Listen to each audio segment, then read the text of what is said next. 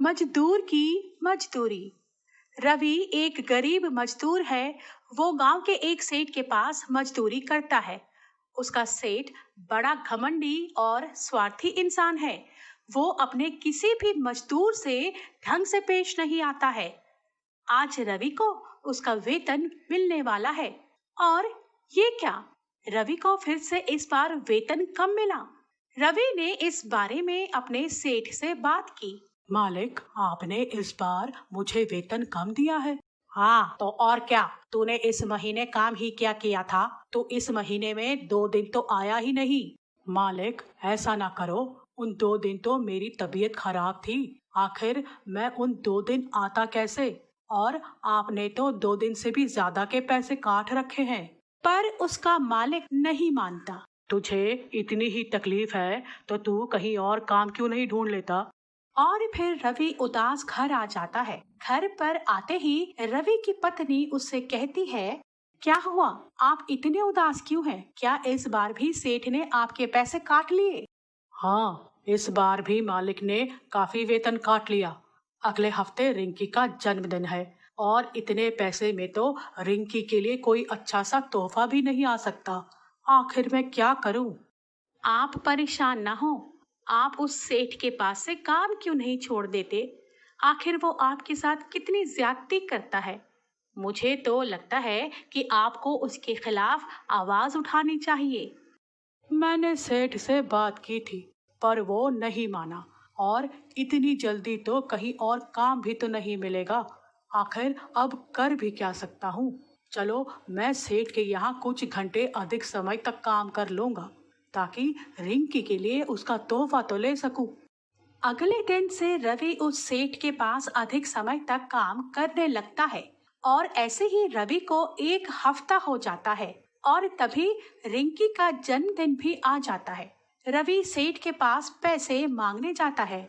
ये लो रवि, तुम्हारे इस हफ्ते अधिक समय तक काम करने के पैसे। मालिक, ये पैसे तो कम हैं। सेठ बड़ा रोब झाड़ते हुए बोलता है, तो तूने तो अधिक समय में सिर्फ देर रात तक काम किया था, और रात में काम करने के इतने ही पैसे मिलते हैं। नहीं चाहिए तो जाओ कहीं और काम ढूंढ लो। रवि उसकी ये बातें सुनकर बहुत गुस्सा हो जाता है। लेकिन वह इस बार चुप नहीं रहता। हाँ, तो ठीक है, जा रहा हूँ। नहीं चाहिए, तुम्हारे ये पैसे तुम ही रख लो। शायद इन्हें रखकर तुम अमीर बन जाओ। और हाँ, ये ध्यान रखना, मैं मजदूर जरूर हूँ, लेकिन मजबूर नहीं।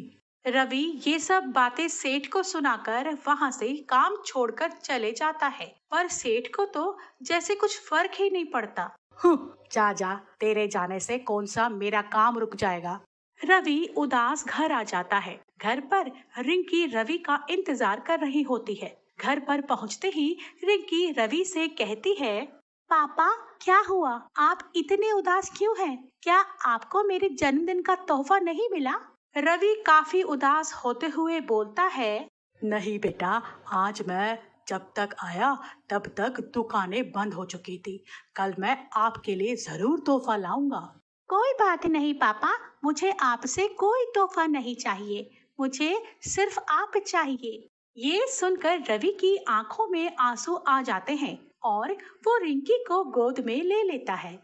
और उधर सेठ के यहाँ रवि के काम छोड़ने की बात सब मजदूरों को पता चल जाती है। और वो सब सेठ से बात करने जाते हैं। मजदूर सेठ से कहते हैं, जब तक रवि को उसकी मजदूरी के पूरे पैसे नहीं मिलेंगे, हम सब तब तक काम नहीं करेंगे। सेठ मजदूरों की ये सब बात सुनकर काफी हैरान हो जाता है। सेठ के पास अब कोई भी मजदूर काम करने नहीं आता। रवि की हिम्मत देखकर सेठ का रोब अब खत्म हो गया। सेठ काफी डर गया। वो तुरंत रवि के घर गया और उससे हाथ जोड़कर माफी मांगी और उससे कहा, रवि, मैं तुमसे माफी मांगता हूँ। आज के बाद मैं किसी का एक पैसा फालतू नहीं काटूंगा। रवि उसे माफ कर देता है और सेठ के यहाँ फिर से काम शुरू कर देता है। और बाकी मजदूर भी आ जाते हैं। सेठ अब किसी के साथ गलत व्यवहार नहीं करता है। अब वो सबको उनकी मेहनत के पूरे पैसे देने लगा। और रवि घर लौटते ही अपनी बेटी के लिए उसका मनपसंद तोहफा ले जाता है। रवि और सब मजदूर अब खुश हैं और सेठ को भी उसका सबक मिल गया।